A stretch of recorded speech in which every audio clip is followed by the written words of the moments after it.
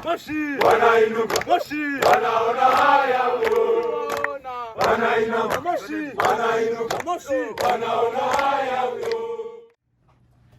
Hello world, you're listening to the Craven Happiness Podcast, and my name is DJ Craven, and this is episode number 9. Thank you for joining us. We've got a little bit of a different episode today, something a little bit more unique, and that's not the beer that you see on the table. It would be the amount of people around the room here. So a little different setup for me on this podcast episode, so we'll see how it goes. So as I always say, just bear with me. The little bit of intro and introduce everybody, have everybody introduce themselves as we go around the room here. But I wanted to give a little bit of context for why we're all sitting here. The group of 8 people here that's sitting around the room, 7 others, we traveled 5 months ago over to Tanzania and all went on a trek to climb Mt Kilimanjaro. We did this to raise some money for our local cancer center here. In doing so, we raised over $250,000. There are 2 individuals that could not make it here tonight on this episode, but they were there with us as well. So I decided that maybe an episode would be to bring us all together, share some stories, have some few laughs, have a few drinks, and just kind of share our experience. And this is all about happiness, so we can relate that to it if we need to, and if not, no big deal. We are all generally a happy group. So what we're going to do is I'll start, and then I'll go around to my right. If we can, after that, I'll kind of give you the baseline. Basically, kind of what your name is, if you're willing to share your age, and then a little bit about yourself. And I'll start. My name is DJ Craven. I'm 35 years old. I am from Meadville, and I am currently working for a construction company. It's my in-laws company, 3rd generation owned, and excited to be here. I guess that means me. My name is Jenny. I'm 33 years old. I got pulled into this from my husband, but I do enjoy all things outdoors and being active. A mom of 3, so on the go a lot. Nurse practitioner, and just really enjoy it. Don Roten. I'm 38. I work at the hospital, Meadville Medical Center, and I guess I was the one who coordinated the trip. Bobby Joe DiCrapio, age 49, born and raised in Meadville, and I work at Petruso Audiology, and it was a great trip that Dawn organized. Gail Brawley, I am 47, received a call from Bobby Joe asking, you want to go to Kili in October? And I said, sure. So that's how that came to be. And I own a small settlement company. My daughter's away in college, and it was a great experience. Well, I'm Denise Johnson. Age, I respectfully decline to I'm an administrator at the hospital, OBGYN physician by training, but all administration now. And Dawn cornered me in the boardroom and twisted my arm and said, you're going on this trip. Well, not really. I'm Anthony Johnson. I'm 56 years old. I'm a real estate investor. And my wife challenged me to this climb, saying that I could get out of going to the gym for a month if I go with her. So, and I'm glad I took on the challenge. Thank you, Anthony. Jay Verno. I'm the president of Hagen Business Machines of Meadville. So I own a small business here in town. I'm 58. I think I'm the oldest one on this table, at least. And I really saw the opportunity to get involved. I sit on the foundation board and saw an opportunity to really combine sort of a bucket list item for me, which is climbing a mountain, with the idea of doing good for the community and raising some money. So for me, it was a natural fit. I just wanted to make sure that my doctor and my wife okayed it. Everybody said okay. It was an experience of a lifetime, and certainly would recommend it for anyone who wants to do something like this, as long as you prepare ahead of time. Well, thanks everybody for coming and joining me. I appreciate your time for this, and obviously we all know how great of an experience it was. So I'm sure that was an easy draw and it was a little easy sell for me. So, but thank you for joining us.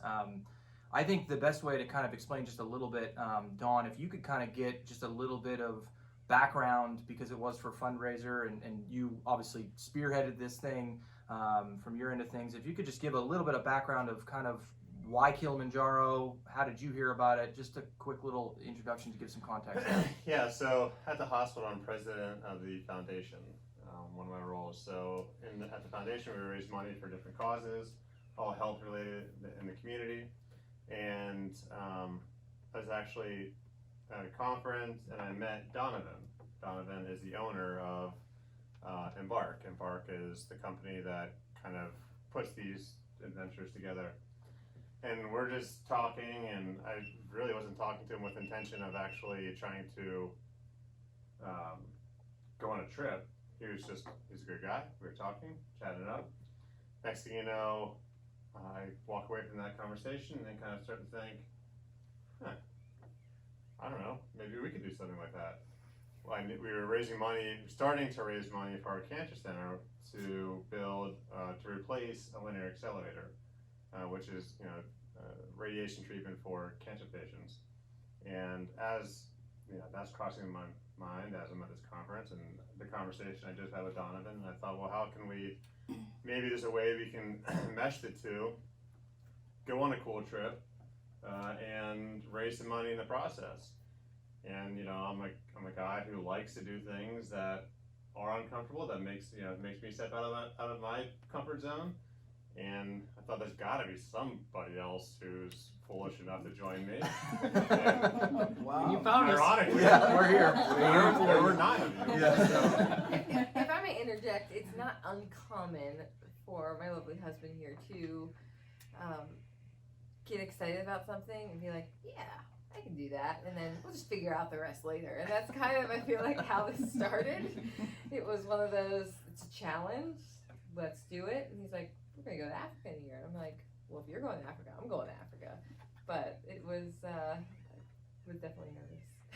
So that's how it started. That's how it started, yeah. Yeah. Through a conversation, and then, relating interest, and Yeah, there we are. Yeah. Well, we thank you for that, because again, it was an experience nonetheless. One of the first things that kind of going through this thing that I wanted to talk about was kind of going in order, right? So what was kind of some of the first things that, really from a preparation standpoint, we'll just go past the reasons of why you said yes. From a preparation standpoint, I kind of think of it of 2-part, at least I did, physically and mentally. And obviously there's some logistical standpoints, there's a monetary value to it, all of that thing, but kind of focusing on what did you do to prepare physically, and then maybe and mentally, or one or the other. And I'll start. Go ahead. So can I first? Yeah. Let me get the dynamics of how we all were allowed to go. Oh, sure. Right. So we raised. The goal was to raise money for the cancer center, and each person had to raise at least $10,000. So that was the minimum criteria to even qualify to go on the trip. This was not a let's be friends and go on a trip. True. It became that, but initially it was a fundraiser. Yeah. It was the entire motive behind this was to raise money and build awareness for the cancer center in the community. And each person had a stipulation that you had to cover your certain costs. I mean, we paid for your time there, but your flight, your gear, all that type of stuff, your vaccinations, each person paid for that, and you had to raise $10,000 towards the overall goal. So that was a requirement of everybody who went, and that was non-negotiable, important, because that's what the goal is of this trip at the fundamental level. So preparation 1, sorry. No problem. It's a good asterisk, and that's why you're here. And again, anytime anyone wants to interject, like Jenny telling you why you decided to go, please feel free to do it, because that's what this is all about. Like this morning, she told me why I like that breakfast. Yeah. That's what makes it great. Yeah, right. So Don bought you a lot of time to answer that question, Jay. So go ahead. Preparation. For me, part of the mental preparation was really just making sure that I was physically able to do something this challenging. So I literally said, okay, I got to go get the full workup from my doctor. And it had been a couple years since I had really gone and gotten a good physical and gotten all the proper checks. So that was the first hurdle to get over, was make sure that I was in shape. I wasn't ready to climb a mountain at that point, but I was ready to at least get serious about it. So then, you know, because they always say to consult your physician before you undertake a rigorous exercise, right? So then I fast forward and I started working out and started, actually for me it was all about the treadmill because of my schedule and other things. I find it hard to get out and go during the day, so I started a routine every morning. That was one of the first things I did after I had a couple cups of coffee.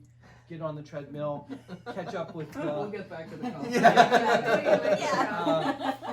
DJ, how does he like his coffee? Yeah, he likes first thing before he does anything. Very first thing. I don't even think he likes to open his eyes before he gets his cup of coffee. You got that right. You got that right. I'm a different Jay when I haven't had my coffee, right? That's right. So at the end of the day, it was about getting in shape and was really getting in aerobic shape where I knew that I could walk and not run, but walk and I used the elevation. So you go through that routine, and then the big thing for me was making sure I was prepared, all the gear and all the things that I hadn't done. You know, I hadn't tent camped for many, many years, so I literally read every document we had about things that they were recommending, probably 3-4 times.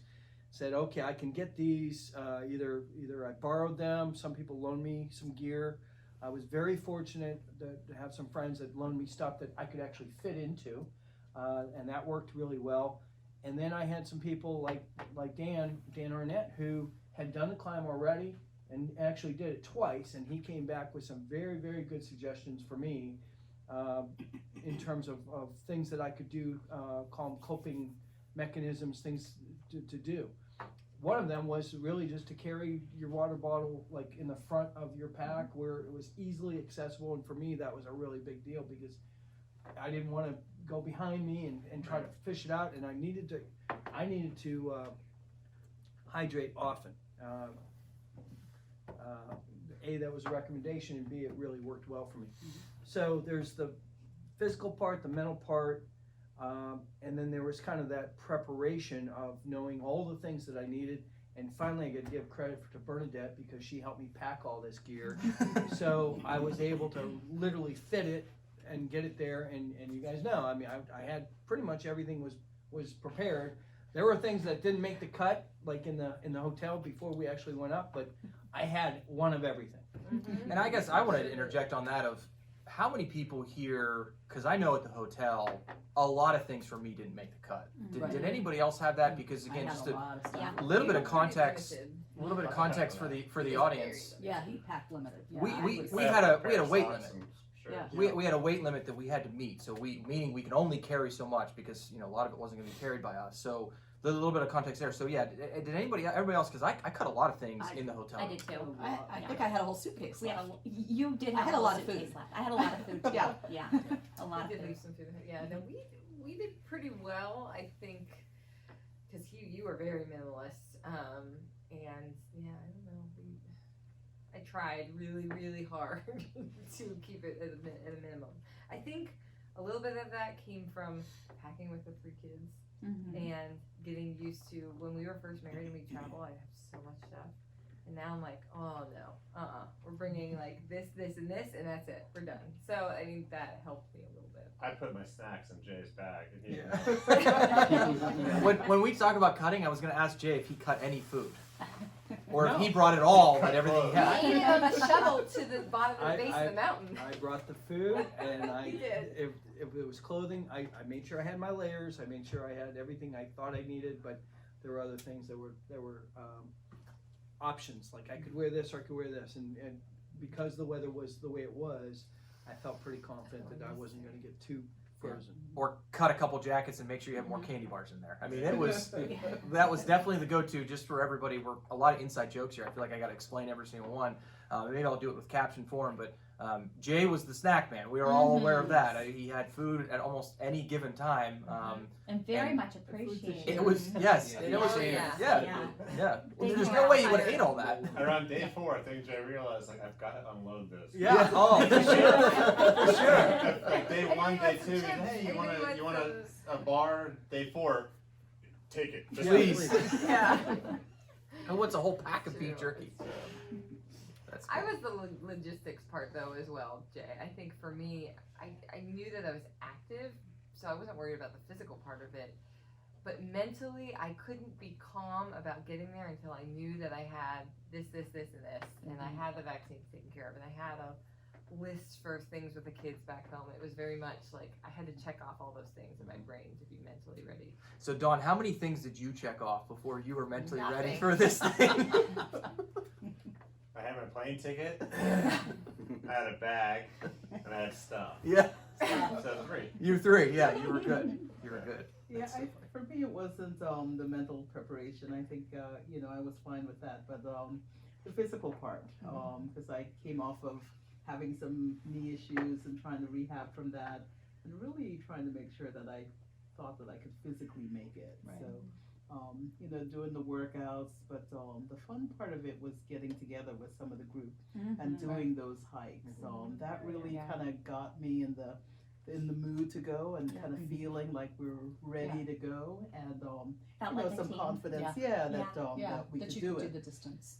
And then when we were out there on the trail, I mean, it felt like another one of the hikes we Yes. were together. Yeah, Yeah. And, it did. I and really that was- enjoyed those preparation hikes. Yeah. I was going to ask about that because I didn't make any of the joint hikes. I did a lot of solo hikes at a completely different pace than we did on the mountain. But I was going to ask, could it kind of feel like that at all? Like when we were out there? It I did. think so. Yeah, it felt just like a normal day. Yeah. Except the the last banter. day. Yeah. The last day did not feel like a normal day. No. Yeah. No, The I last don't think I've ever 24 put that hours in. were a Right. little different. Yeah. Yeah.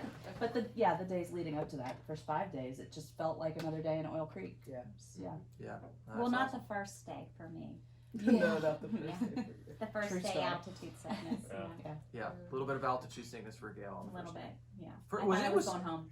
It was first day and a half even too, wasn't it? Yeah, it was bad. I And then- honestly thought I was going home. Yeah. Yeah. And Are it- you the only one who got really? Oh no, John. John. Yeah. John had it too, and then again, both of you, after you were able to take the medicine, were able to really Fine. Yeah. overcome. That's great. Next thing a question I have is, kind of similar to what Dan kind of somewhat challenged us with before we went of why did you do it? There's obviously the nostalgic of doing something good for your community and raising the money. And I gotta imagine whether you answered that now or you answered it on the mountain or somebody's asked you that or not, but why did you do it? I don't care who goes first, but what was kind of the main reason? And I almost kind of wonder, did it change even while you were on the mountain? Maybe a little bit. Did it change after you got back at all? Anything like that? Anybody who's Bobby Joe? You got something for us? I don't. I think I did it because Dawn posted it on Facebook, and I thought, I don't even know where that is, but it sounds like fun. Then when I found out what it was for, obviously that struck a chord, and I wanted to do it because I wanted to give back to the community, and I would get a reward, if you want to call it that, out of the whole process. When we were there, it was a personal challenge. I was determined to finish. I mean, that was the goal, was to get it done. So that's how it ended up. Who else? I did it for the experience. I get so wrapped up in my work, I forget to leave Right. and leave stuff behind. And I don't think ever in my entire life have I left everything behind and for 8 days focused on the here and now. Right. Which was amazing. Mm-hmm. Amazing. Because we were Incredible. we were pretty unplugged. Yeah. Absolutely. Absolutely. I wish John was here to answer that question. Yeah. I think John would have the greatest why of all of us. And Yeah. John had gone through some personal matters that were challenging at the time, and I asked him, I'm like, look, John, I'm going to Kilimanjaro, we're raising money. John asked me if Kilimanjaro was near Titusville. You said yes. Well, yeah, actually, I wondered how you started Yeah. the whole thing. It's Yeah. just an expensive trip to Titusville. Yeah.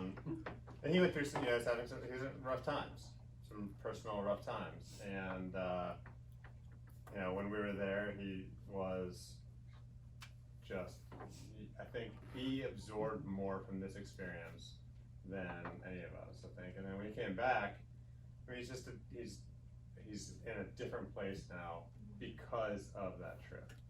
So I wish he was able to answer that, but I don't want to, talk for him. But I think that he had an incredible why. You see perspective Yeah. change. Yes. In him, Yeah. for sure.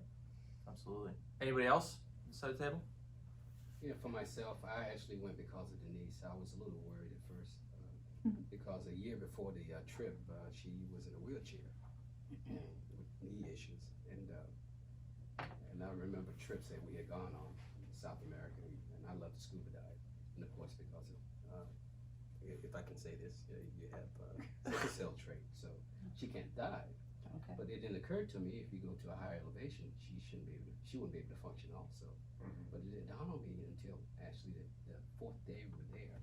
Like, wait a minute, why are we here? You shouldn't be here. You know what I'm saying? It's because he said, no, we had talked about it earlier, we've gone over it over and over again. And I didn't try to talk her out of it. I was very worried at first. But, we trained and went to the gym, 5 days a week.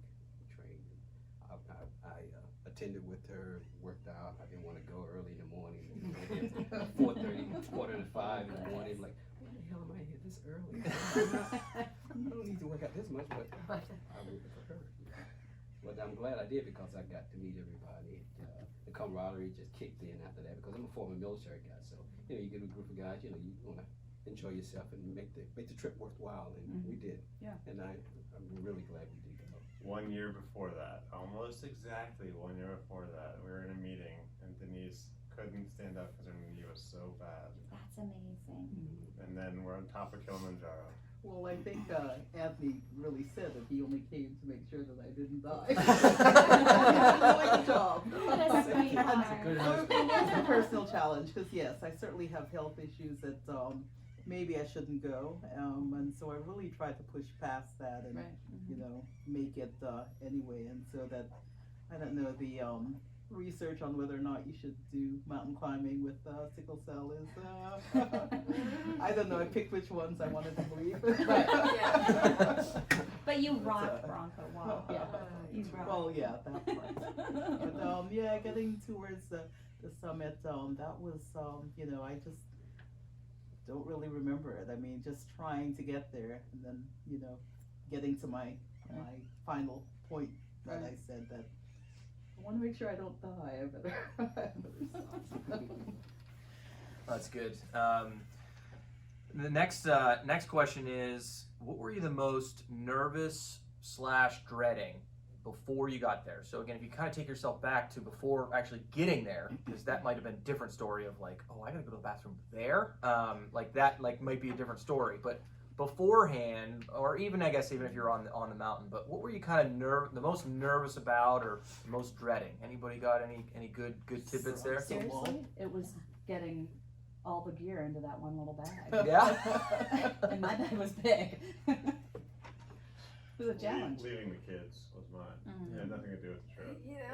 It sounds terrible. I love my kids, but I wasn't worried about that. I was having I was a hard time getting on the plane. I was Really? almost, He was stressing me out. Like I was almost angry because I was excited. She By the wanted time we to got in enjoy the, it. we got in That the was truck so and we're driving to the airport, and I'm ready, and I'm taking selfies, and I'm like, come on, and he couldn't even talk. Like he was. You forgot all were of our anxious. money. You had. in the truck. Oh yeah, you were Right. a mess. Ride back and About get the it. kids. She's like, what? Makes me sound like a terrible mother, but I was ready for the adventure at that point. I was ready to go, and you were fine once we got on our way. First it was coffee just on the plane. Yeah, you were good. I don't know what my. I was dreading the cold and having to sleep in the tent, especially after you got up to a certain altitude. Yeah. Worried me because I hate the cold. Being in North Atlantic in the wintertime on a ship, and man, you go out just feeling the coldness and the chill. So I was afraid of the Bronco Wall. People talked about I didn't this research that. wall that you I had to didn't I didn't climb know for anything I didn't about pay, I it. didn't pay attention to a any couple of that stuff. hours, vertical Right. wall. I was Yeah. petrified of the wall. We were talking about, oh, day so-and-so is the wall, and I just was really afraid of that. I was concerned about having the right gear too, which is probably why I had so much, because I was maybe I'll be cold. I need to Right. have extra layers. I just I had 15 pair of undergarments, yeah. underwear. Sure. Yeah, they didn't Yeah. make the Yeah, cut. they didn't make the cut. Yeah. I was worried about them not showering for that long. Yeah. Because I get cranky when I feel dirty, and I don't know about that. I had never, ever gone anywhere close to I that had a long. couple I thought I was meltdowns gonna over get dirtiness. So that What was, was yours, Jack? I'm curious. I think for me, it was a combination of the cold and the altitude. I thought for sure that I would have some issues with altitude. No reason, no logical reason why, other than other people have had You it. had no issue. I had literally no issues because I was really, really regimented about taking my proactive dose of Diamox, and I was, Yeah, I mean, I was you on felt track. You drank your water. Great, Yeah, right? yeah. The whole elevation. So I was lucky that way, but again, that was the thing, and I listened to everyone that I talked to. Said do two things. Number one, take some Diamox if you can, and number two, make sure you're hydrating properly. So And Diamox, yeah, Explain Dialogue. I mean, anybody can. I'm not. She's the doctor. I mean, who are you looking at me for? She was our medical. There's another doctor over here, and you're asking the engineer, construction guy. Somebody wanna explain what Diamox is? Go ahead, Doc. I'm not gonna go through the details of it, but Well, it helps generally. with, helps with the effects of the low level oxygen that's in the air. So it is a diuretic though, so naturally we're peeing a lot, because we're taking this medicine to try and help. I think most of us at some point had taken it. I was the only one that I regretted not trying it here because I had a potential allergy to it. And I regretted not trying it to see if I was allergic, because then when I had symptoms, I was just like, I remember having that conversation with Denise the night before, because I was kind of panicking, thinking, I know that I'm gonna feel really badly, and I want to get to that goal. But I mean, ultimately got there. But yeah, I think it helps a lot of us. But helps with the lower amount of oxygen that's up there, so affects the blood in different ways. But So two things to take out of that. Number one, if anybody wants a refill, it's right there behind us. Feel free to get up and get it. And then number two, with the whole peeing thing, what was that called? We got to get it in there. Going to pick a flower. oh god, Going to pick a I flower yeah. was the That's what I'm term. talking about. Yes, yes. Was the term that we were used on the trail, and I thought that was the coolest thing. When we go to my father-in-law's a big boater, and we use it when we're out on the lake. We say you're gonna go check the prop. Go in and you jump in the water and you check the prop while you're doing your business. So Seems more risky than picking a flower. yeah, right. It's a little, the boat's off during that usually. let's hope the boat's off. Yeah, it's right? not moving normally. But I thought that was just to interject that. But they did always say that, though. Yeah. Talking about things they said, Gail brought it up on our way here. Her favorite saying that Augustine had. Yeah, set your mind. Set your mind. And Oh, I've yeah. always Yes. wanted to get a tattoo, and I'm like, how cool would this be? So then I Googled what's Swahili for set your mind. I'm not getting this tattooed, but it is Weka Akili Wacko. I definitely think you should get that tattoo. I think I'm gonna get Wacko on yeah. Wacko. Yeah. Assuming that's the mind part. Yeah. That's interesting. Yeah. But he did say that, and it was a Set very your mind. common. Yeah, Yeah. very true. Yeah, and it did resonate well because, some of the days when it was harder, some of the days when we had a long day of hiking and then we still had uphill before we got to camp, Yeah. in my head I said, set your mind. Yeah. You know, I felt just on that end of things, I felt for me personally, and again, everybody has their own different stories, that I always tell my stories, this was way more mental. For me, this was a completely mental challenge. And I don't say that in any other different way than my body physically was somewhat okay, other than my thumb.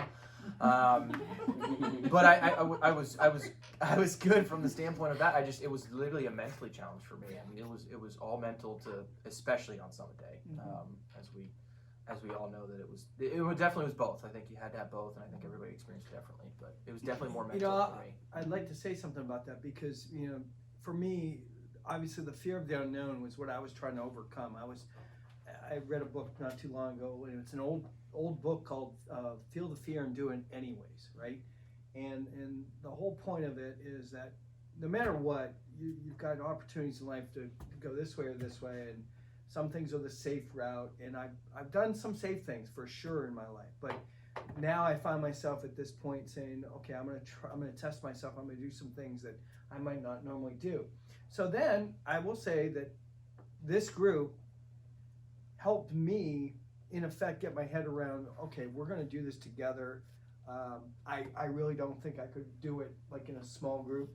I think it was something where early on we talked a little bit about the practice hikes, and I didn't do a lot of those, but the ones I did, I was like, okay, you guys are all into it. We're gonna do this. We're gonna overcome. We're gonna set our mind. So then, when we're actually on the mountain, if you think about it, that constant lifting everybody up, I haven't experienced that a lot in the last 20, 30 years, where you're really going through something tough, and people are there helping you out, and the support was tremendous, right? It was. And I think I'm a very team-oriented person, but again, you don't always get to test that in a adverse situation.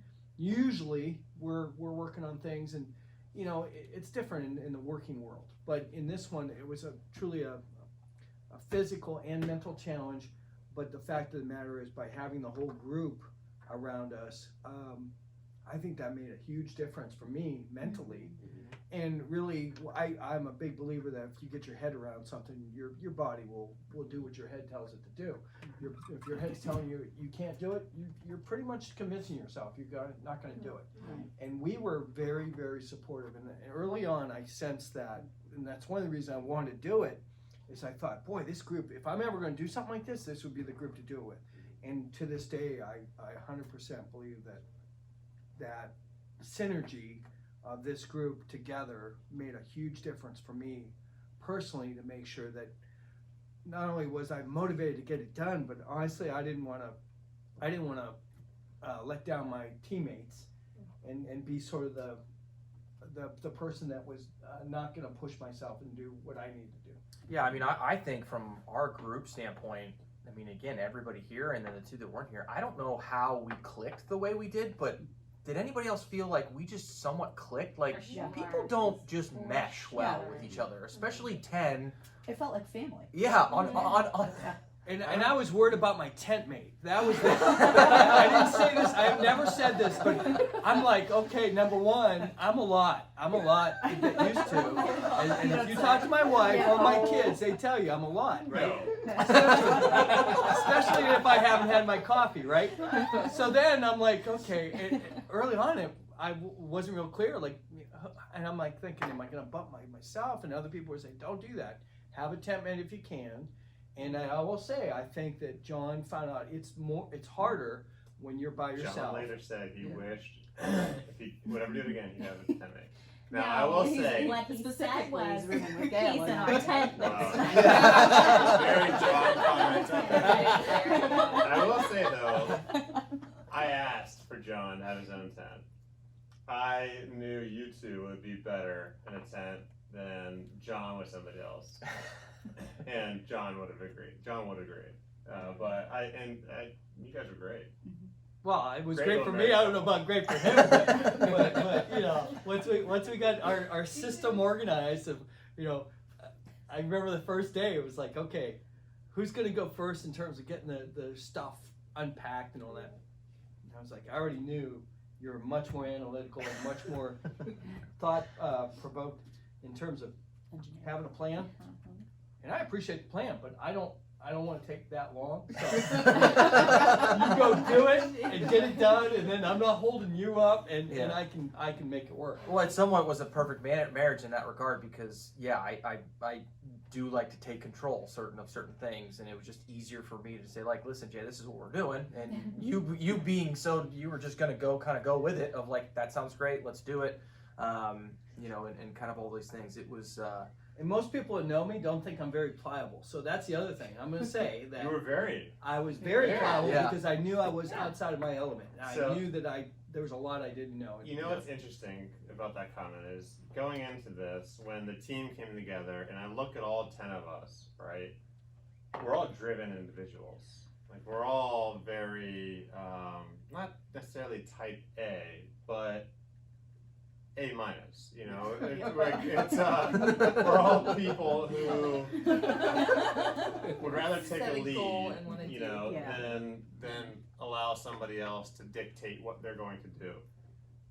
So in my mind, I'm thinking like, wow, these are 10 people who they all don't know each other. Everybody didn't know each other. Right. No. When we left for this, we have met intentionally numerous times and gone on trails, walks. Some of us, not me, but some of us would train together in advance. And I'll never forget, as I think it was like day two or three, as we're going on the trail, I'm thinking, I am super impressed that this group is accepting the vulnerability of the scenario, of the situation that we're in. You can try and take the lead all you want, and if you do, you're gonna be very divisive within the group. You can't say, well, we're gonna do this, and because you're not the boss. Right. I mean, None of us you're are on the guides. side of a None of us have mountain done in it before. Tanzania Yeah. with 50 support guides around you. Like with a crew of 50 or 40 with you. You're like 41. Yeah, right. You're top of our team. You're 41 in the scenario of the situation you were in. Right. And I don't think any of us, not at least that I experienced, wanted to take the lead. And it was just we were all here with a unified voice and a unified effort. And I think that's why we kept hearing so much positive feedback, from everybody in the group. Like, you guys, you don't want to separate, you want to stay together, you want to do all this, and it was just really cool to see that happen. It was funny to me too, on like after you get back, I don't know if anybody else experienced this, from like some of the videos and pictures that we were showing different people, and they, some of those, like, think about when we were like day 3 or 4, when we're up above the vegetation and we're in that area there where it's just all rocky, right? And there's a path, but there's clearly not a path. They asked me, like, did you guys walk in a line the whole time like that? And I said, yeah, we kind of did. Now, granted, the first day and a half we didn't have a choice. I mean, we were on a lot, but I thought that was kind of funny, of like, hey, I guess you're right. We really didn't need to. I mean, granted, you and Don and John, you guys were kind of going off a little bit every once in a while for photos and that kind of thing, but I mean, generally speaking, we were just in a line, and nobody told us that. It's not like Augustine said, like, hey, make sure you stay in line. Yeah. I just thought that was kind of an interesting perspective from somebody out. Yeah, from somebody looking at it outside. Somebody looking at it, be like, did you do that all the time? I do wish somebody would have written on the back of their heels, like, keep walking. Yeah. Yeah. Well, you got to know the person's shoes in front of, Head down and walk, Yeah. Very cool. It's so funny. A lot of these things we were talking about naturally, so don't need to hit all of these by any means. I put on here just kind of like getting on the mountain. We talked a little bit about it, but if you could just kind of briefly just kind of describe your, I call it mountain experience. Just kind of what was your experience, and I know that it's somewhat vague, and take it wherever you want to, but just what was your personal experience through this whole thing? We've kind of touched on some of it, but just kind of generally, what was your experience? Anybody got like a good tidbit or any kind of experience there that they want to share, through this thing? Something that Gail mentioned, and you all talked about how cohesive the group was. It was such a great experience to unplug, be present in the moment with each other, and get to know each other. That just that whole thing, it just was incredible. We enjoyed our dinners. We're hanging out there together. Even as we're walking, we're doing it all as a group, and I think that sort of group dynamic was kind of the overarching of the whole thing. We were sometimes out in great scenery, and then we could stop and appreciate the majesty of what we were seeing, and the magnitude of what we were seeing in the being above the clouds a lot of the time and all of that. But we sort of experienced it as a group. It was not for me, not an individual experience, but just kind of a whole group experience. It was just that part of it was incredible, I thought. So true. I think a lot of that has to do with unplugging. Mm-hmm. I mean, I think I've connected with you as a group more in 8 days than I have with people I've known for years. Right. It's not just like, oh, that was a good time. It's like, I feel it. Yeah. You know? It comes back quickly. Doesn't it? It does. That's why I had to bring, like, Yeah. you're there. Well, when you right? asked that question, I just had that moment, and I can say I haven't had many moments where I'm like, oh, let's be back there, because I did love it, but it was challenging, and it was something that I don't know that I would repeat again, but I did have that moment just there, and you summed it up so well. I mean, because when people would ask what was the greatest part of it, yeah, I remember the beautiful views when we wake up in the morning. Those were like the best when we go out and the fog would have lifted, you could see the mountain, and that was great. But I think I thought that was going to be the biggest part that I took away from it, was the views and the majesty and all of that. And it wasn't, most of the time I'd say, the people, the group, you know, having our popcorn and our tea and our, you know, when we came back, and, you know, just joking around and talking and getting to know each other and everything. I mean, I remember on that first day we talked so much more and dove into each one of us and, you know, all that kind of stuff. But yeah, definitely the group. The most joy I felt was from the 40 people who were there to support us. Right. We had, so logistically, we had our head guide,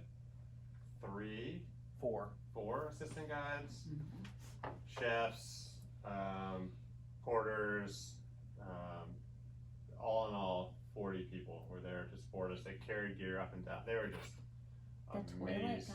guide. Yeah. 2 toilet guys, rock stars. That was the most joy I felt, right? Like experiencing that with them, learning about them, about their culture, about who they are, and then just building that relationship. The happiest I was on the entire trip was when we crossed the gates leaving Kilimanjaro and we saw Anthony, Denise, and Sandy. Yeah. That was the We happiest. were back together. Right. That was the most exhilarating moment that I felt on the entire trip, because at the summit there was no, I mean, like, my pulse was probably like a 2. There was no joy. Like, it was just Yeah, I had absolutely Survival zero mode. joy. get down. Yeah. That was not Yeah. a happy moment. That was just like a check, let's get down. Yeah. But the happiest I felt was definitely crossing the gate and seeing 3, because I wasn't expecting it. It was just like, oh, it just, like, it felt really good. Yeah, absolutely.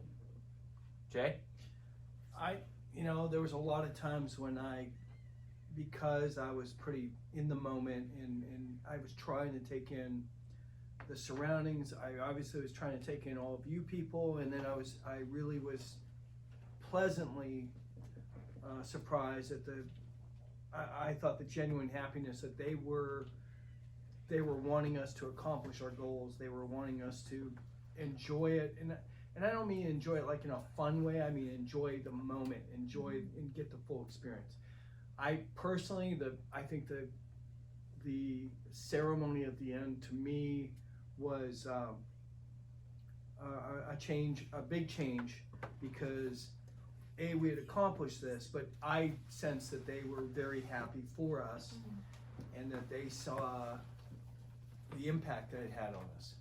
So it wasn't just the fact that we climbed the mountain, it was what had happened. We had come together as a group, and you know, those personal relationships and things that really will never go away. And the fact of the matter is, I would say that, you know, I'm pretty good about sensing whether people were kind of giving you fake emotion. They were, I think, genuinely happy that we were so impressed by this experience. Right. Oh yeah, the joy was definitely palpable the whole time. I remember just At the they- summit, they were so, Yeah. which you might not remember, but they According were to the so video. excited Yeah. for us at the summit. But was there Yeah. snow at the summit? I'm not sure, ask DJ. The pictures say there was. There was definitely There's definitely snow. Yeah. There's definitely snow. Yay!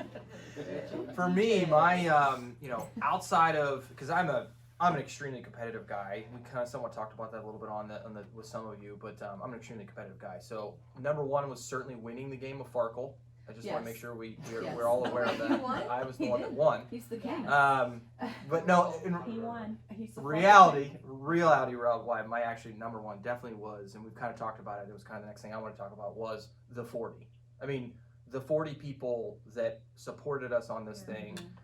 I don't know that I could have prepared myself for what I was experiencing as we're experiencing it, because of everything that they did and then how they did it. I mean, let's be honest. I mean, We left camp, they tore it down, they passed us on the trail, they then got to camp, set up, and then half of them came back and helped us get to camp again. Yeah. Right. I mean, especially on that one long day where we had to come over the day before the Bronco Wall, where it was like just around the corner. The 9-hour day. Yeah, remember the just around the corner day? Yeah. So, like, why don't you explain what a camp is? Camp, I mean, is just really just on the side of the hill, and we have somewhat of a level area. And some of the days we definitely had head above foot when we were sleeping. There's no doubt about that. The one day I woke up like at my ankles. Yeah, you slid a little bit, so it wasn't the most Why am I ideal. down here? You're in a, we basically all bunked up, 2-person to a tent outside of John and Sandy, and it's a small, it's a, one of those 4-person tents that really fits maybe 2 people. Especially big giraffe over here. And we're in those tents, and then the other parts of campers, there's the 2 tents of the of where we pick the flowers, and then there's the mess tent. And that, there's the kitchen. and then the kitchen, they obviously had that as well too. And I don't even did we even where did everybody even sleep for them? So they had their own. Did they have their own tents? I'm Yeah. assuming all of that as well too, right? And I some mean, in the 'cause- kitchen, right? Some Yeah, will sleep in the it's kitchen. some Some will slept sleep in in the the mess mess hall. tent. In the Yeah. mess Yeah, tent. the mess tent. Yeah, definitely like the waiters, like Philip and So the mess hall was big enough to seat. They put picnic tables there, and Yeah. they would have 10 of us, and then a little extra space. yeah, it was. The size of that. Yeah, I mean, easily, as what you're viewing right now, if you're watching this, I mean, the mess tent wasn't barely really this big. I mean, it was similar in around size, where the chairs from are, here to this yeah. wall, but Probably this is the table. this is probably the table. This table's actually like a little wider Yeah. than what we Certainly had. wider. Oh, than definitely what we wider. had there, but from a lengthwise, it was But yeah. similar to We this were- size. Yeah. Didn't have these chairs. No, and we were a little closer. So, but that was for me. It was definitely those 40 individuals that, I describe it as they did everything for us other than walk up the mountain for us. I mean, really. I mean, they carried our bags at points. Yeah. They packed everything. They, took our shoes off for us Yes. when we were exhausted. Yep. Like brought us tea and coffee before we even got out of the tent. Washed Helped my us with our gators. ponchos. Mhm. Yes. It's poncho. Yes, they did. They hated his poncho. Yeah. Yes, he did. I saw somebody Way walking down too Park long. Avenue Way with the too camo long. I should have poncho tried. the I other should have day. tried the Was it poncho Jen? on before I Piece of attempted advice. it. Try the poncho on in advance. Try the poncho in advance. I tried on everything else I had. I was like, oh, the poncho, I huh? pulled mine out of the wrapper. Yeah. XL, double XL, like that. It'll fit. It'll work. It was definitely needed, though. I will say we definitely needed those. Hey everyone, it's DJ here. Sorry for jumping in, but this conversation actually went a little longer than expected. So for multiple reasons, I'm gonna go ahead and split this thing into 2 parts. So this will conclude part 1.